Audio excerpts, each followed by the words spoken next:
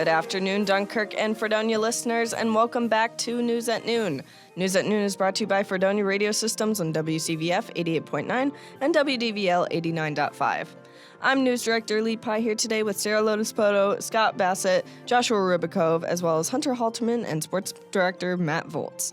With this top of the hour update, we'll bring you the latest of SUNY Fredonia's campus news and events, sports, weather, and music, as well as national and international news. First up, let's go to the event bulletin for this week. Fredonia Radio Systems is taking over the ice rink with their annual Rock and Skate fundraising event. There will be raffles, activities, food, as well as being able to skate on ice. The legacy show High Noon Friday is celebrating its 40th year anniversary by having an 80s theme for the event. Get all groovy on the ice rink in Steel Hall on February 23rd from 7 p.m. to 9 p.m. That's it for the information through the grapevine. Next up, we'll bring it to Scott for our latest campus news update. If you need help filling out a voter registration form, AASCU's American Democracy Project is hosting a voter registration drive. They will be providing registration forms as well as assistance if needed.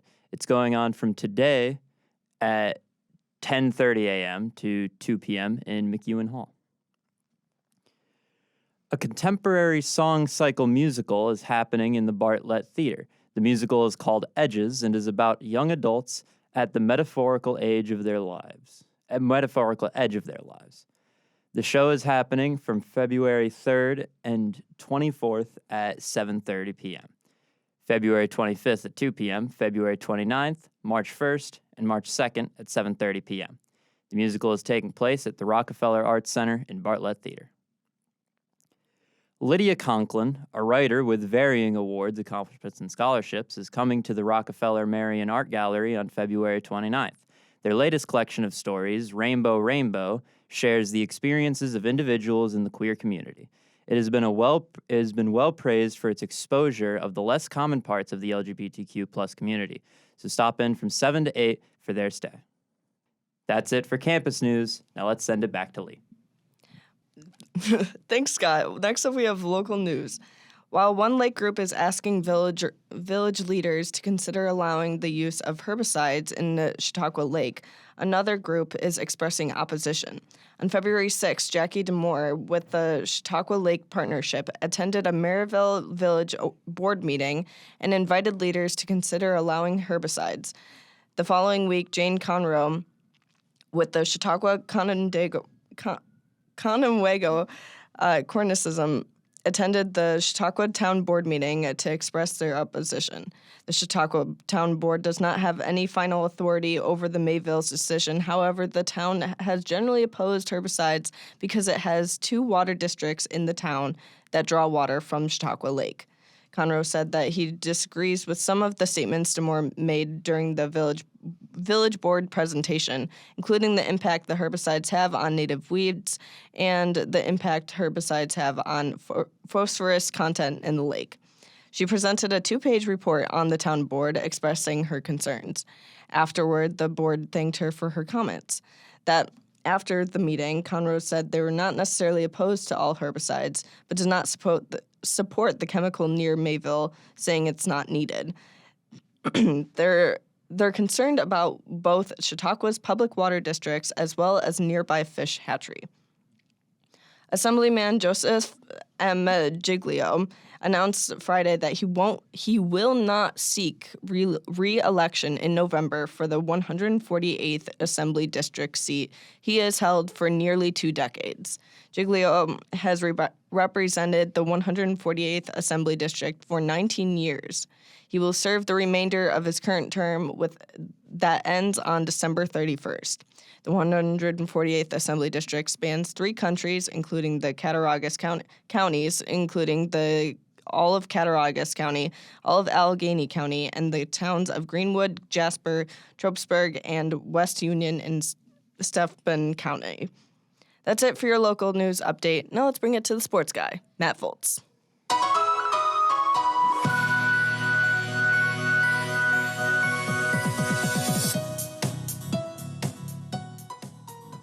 Thanks, Lee.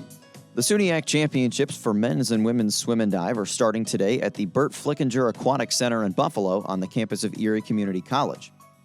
Geneseo has been the dominant force in the conference for decades, as their men's team is vying for its 30th conference title, and their women's team goes for its 31st. The championships begin today and will run through Saturday. The men's and women's indoor track teams have finished their regular seasons in preparation for the SUNYAC Championships this weekend. Both teams participated in the Nazareth Tune-Up Meet, hosted by Nazareth College in Rochester last week Friday. This year's SUNYAC Championships will be hosted by Brockport this Friday and Saturday. And as winter sports come to an end, spring sports are getting closer to starting up as the women's lacrosse team begins their season 6 days from today. They'll host the Alfred Saxons in a non-conference matchup at 6 p.m. on Tuesday, February 27th at University Stadium. Well, the Sabres are back at it tonight, heading to the Great White North to take on the Montreal Canadiens at 7 p.m. Buffalo's looking to rebound from a 4-3 home loss to the Anaheim Ducks on Monday afternoon, a game in which Buffalo outshot Anaheim 37-14. Head coach Don Granato still insisted in his post-game press conference that the team's scoring touch will return eventually, and that despite this season's disappointing results, there are areas in which the team has improved.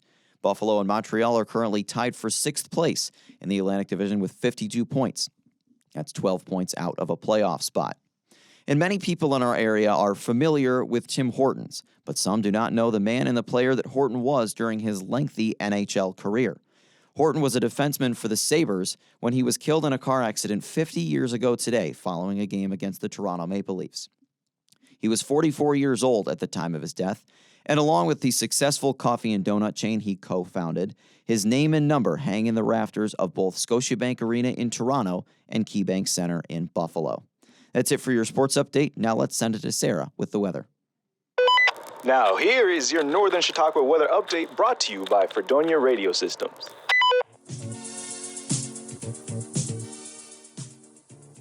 Hey y'all, today we got a high cloud cover as we enter a windy 52.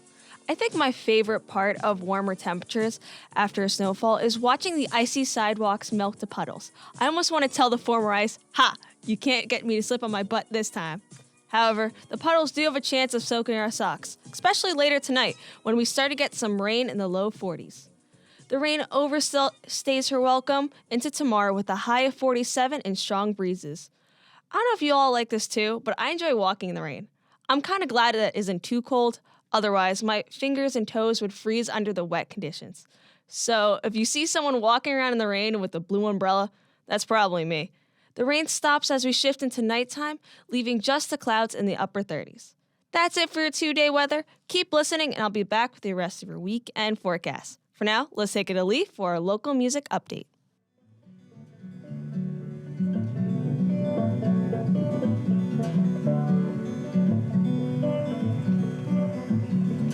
I wanna find you walking home tonight. I wanna find you and walk alongside. I wanna ask you if you The classic folk band of Fredonia is returning from their hiatus after the lead singer and bassist moved to New York City. Hal and Pals are returning to BJ's in downtown Fredonia tomorrow. Hosted by Last Call Entertainment, and Hal and Pals are playing along with other bands like Patchwork, Galactic Waste, and Mike Hogan.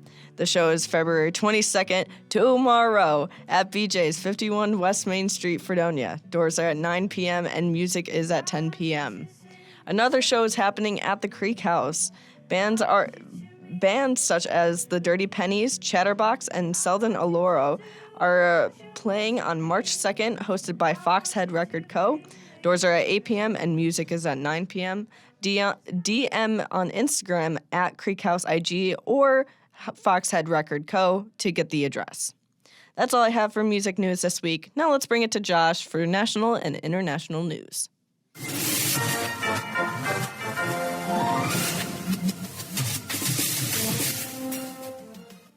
For many former college students, paying off student loans is a major concern as their debt increases.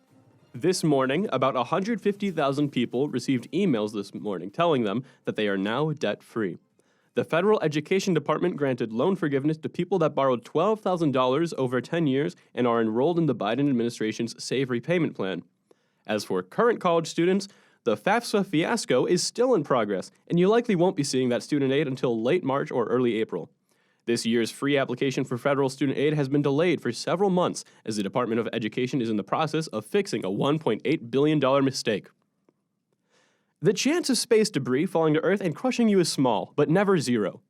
Today, the European Space Agency's ERS-2 satellite is expected to re-enter Earth's atmosphere sometime this afternoon, as unpredictable solar activity has impacted the density of our atmosphere, increasing drag on the satellite. According to European Space Agency engineer Benjamin Bastida Virgili, quote, "The odds of a piece of satellite falling on someone's head is estimated at 1 in a billion," end quote.